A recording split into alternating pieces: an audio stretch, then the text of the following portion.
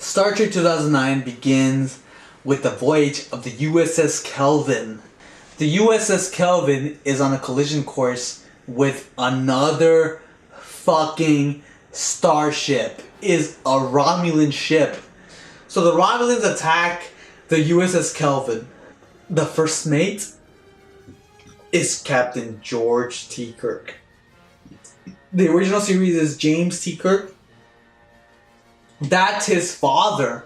The USS Kelvin decides to just send the captain over to the Romulan ship to negotiate a peace treaty. Then the captain says, "You're captain now, Mr. Cook." The captain goes to the Romulan ship.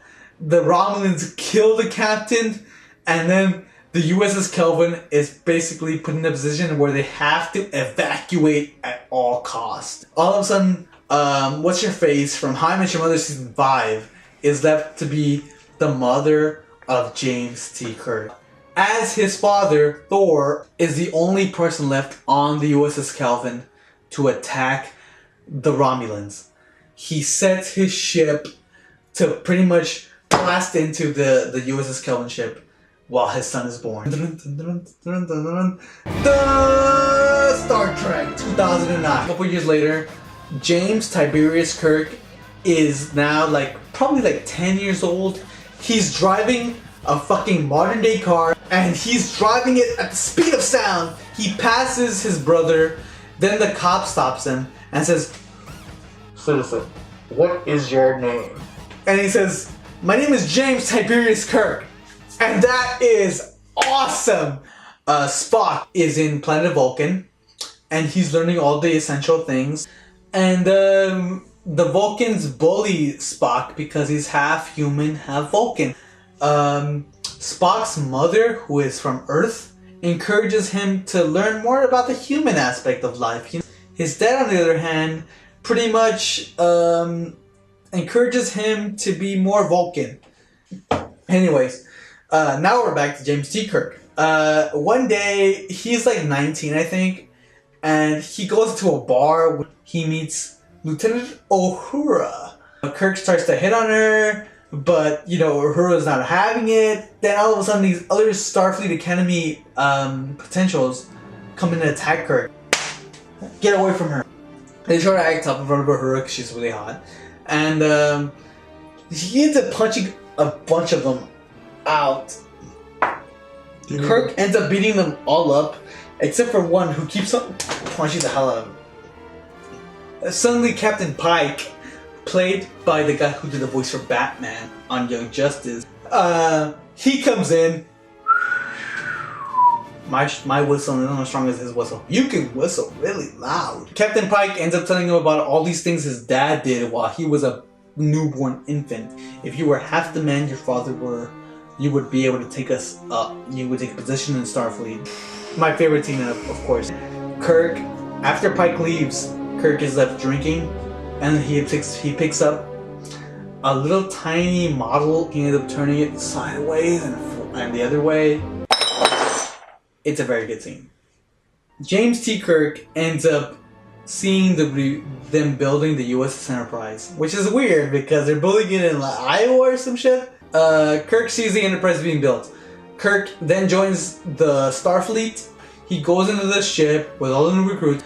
He meets Bones.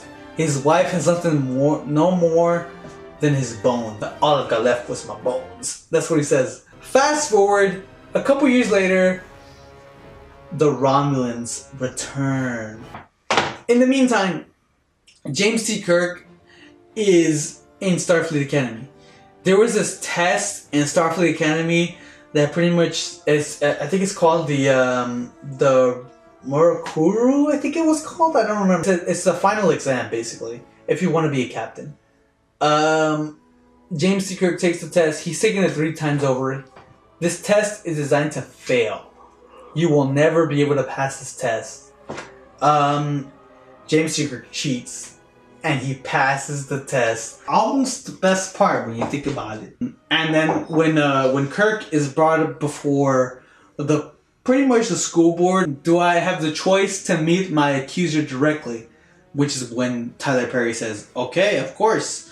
Academic vernacular, academic advisor, Spock, please come forward. Spock says a captain cannot cheat death, which is pretty fucked up to bring up in front of the whole stupid body. During this meeting, Vulcan is attacked by a natural disaster.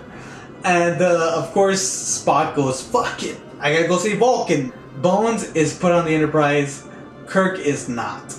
But Bones, so he says, you know what, come with me. He drags him back, injects him with something, thus letting Kirk go on the USS Enterprise. Then we meet, what's his face, the Asian guy. Tulu, there you go. Captain Tulu, yeah. Alright, let's punch it. And all of a sudden the ship doesn't go. Then, of course, Spock says, have you learned to initiate the external dampener or some shit like that? He says, okay, I've learned to do that now. Then they launch into hyperspace. By that point, James T. Kirk has come to Captain Pike and Spock, telling them that it's a trap. The Romulans are setting a trap for all Enterprise ships. They're trying to destroy Vulcan. Kirk, Sulu, and this other guy basically fly down there. They go down there and they try to stop the drill. Unfortunately, Olsen, the other third guy besides Sulu and Kirk, is destroyed because he was too cocky. And, Sulu and his other Romulan end up having a pretty kick-ass fight. Kirk ends up fighting a little bit. He ends up basically being the last one down. He saves Sulu. He saves everyone on that thing, on that platform. But unfortunately,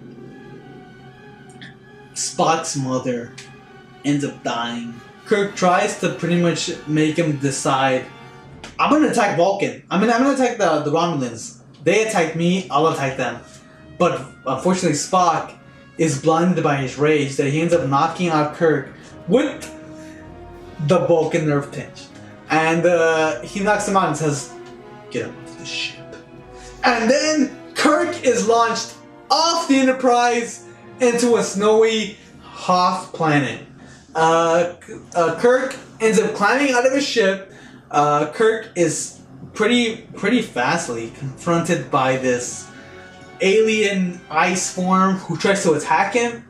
Kirk escapes with the help of fire. It's Spock from the original series. And then he says, I am and forever will be your friend. Bullshit. And then Spock from the future explains to him all the shit that happened in the original Star Trek series and the current Star Trek series. He shows him how the planet Romulan was destroyed by a natural collision, you know? Though some Romulans survived, and one of them was Nero. Nero wants to make Spock suffer for not having saved this planet, and Spock sees this as a way, it wasn't my fault. The old Spock told Kirk, you gotta get back to the Enterprise. You gotta be the captain. So he helps Captain James T. Kirk find Scotty, who is played by Simon Pegg, who's developed the perfect algorithm for light speed and traveling at the speed of light. He gets himself and Kirk on the Enterprise while they're on light speed. He says, why did you get on the ship? How did you get on the ship? Kirk says, well, you're the captain, you figure it out. Kirk ends up basically pushing out all these human feelings out into the open, and Spock ends up going apeshit on Kirk, thus revealing the fact that he is compromised. Therefore, Kirk is now the captain of the U.S. Enterprise. Boom! His choice is to go face Romulan. Captain Kirk is gonna go save Captain Pike. Spock talks to his father. His father says, I married your mother, but because I loved her. When Spock goes back to the Enterprise ship, he says, I'm willing to cooperate with you, Captain. Spock and Kirk team up to defeat the Romulans. Kirk infiltrates the Romulan ship. He gets in. Spock activates a ship from the past Spock in order to make this planet operate well. Basically, Kirk ends up defeating the Romulans. But wait a minute. Captain Nero, the main villain, the main Romulan villain of this movie, says, "I would rather suffer the end of Romulus 1,000 times over, and I would never surrender to you." He refuses any help, therefore he gets sucked into a black hole. They blast off beyond the black hole. Sometime later, James T. Kirk is rewarded a medal for saving Starfleet, which is located on Earth in San Francisco. Space, the final frontier. And then they show the Enterprise launching him into space,